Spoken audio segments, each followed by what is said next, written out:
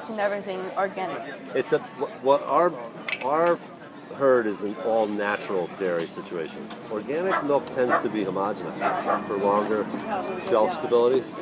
This is not homogenized milk, so it's got a shorter shelf life, but it's actually easier for your body to break this milk down. And they're pasture fed. They're treated like family. They sleep on little mattresses. They're actually in better shape than some of those organic animals in terms of the care they get, like the everyday care. They're treated like they have their own little routines. They go out, they get milked at 4:30, and then they just wander out. And then they know when they're full, they just wander back in for milking again at 5. So it's an all-natural dairy situation, which really is a more relaxed way to get a cow to produce more milk.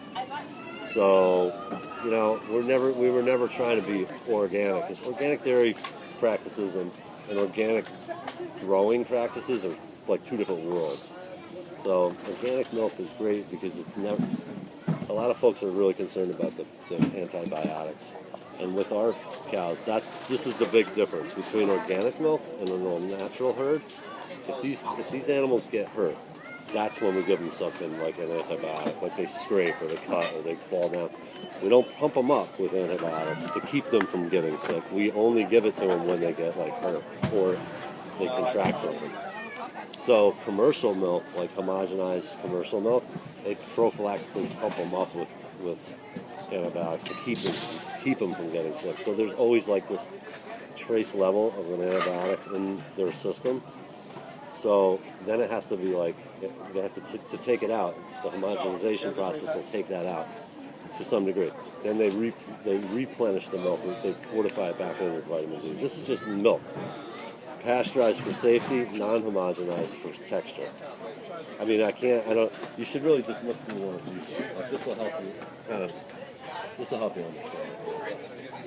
So what I just said to you, try to wrap your head around it by reading through a little bit of this, and then more.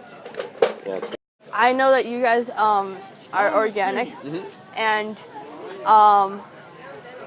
yours is more beyond organic. Biodynamic, yeah. Yes. Yeah. Could you explain more about it? Sure. So, how much do you want to know? You want to know like the whole story about biodynamics, or like a little teaser? Sure, why not? So, basically, what happened was after World War I is when. Is that it? Yeah. 230.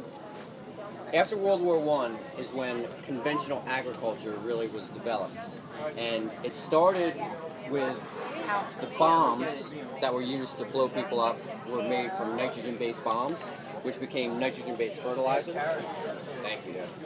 And the mustard gas that they were poisoning people with became insecticides and pesticides. So out of the war of World War I is where conventional agriculture came out. 215. So from that, a group of farmers, shortly after the end of World War I, in the early 1920s, came to Rudolf Steiner and asked him why their farms were not doing so well and what they could do about this.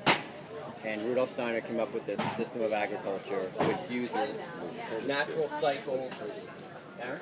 Yeah? Thank you.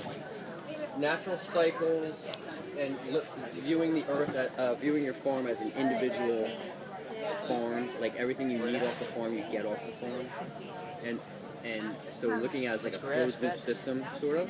And also, to increase the life force, he developed these homeopathic preparations that you put into the soil and into the manure, which activates kind of like spiritual forces that help us make us healthy and plants and animals and the people who eat the stuff that goes on the farm healthier and more alive and can grasp spiritual concepts.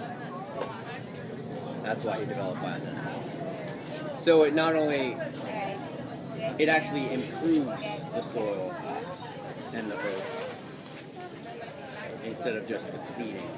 All farming depletes the earth. You can't avoid it. You're taking something out in order to put it back in. But it's a zero-sum game. You can never catch up.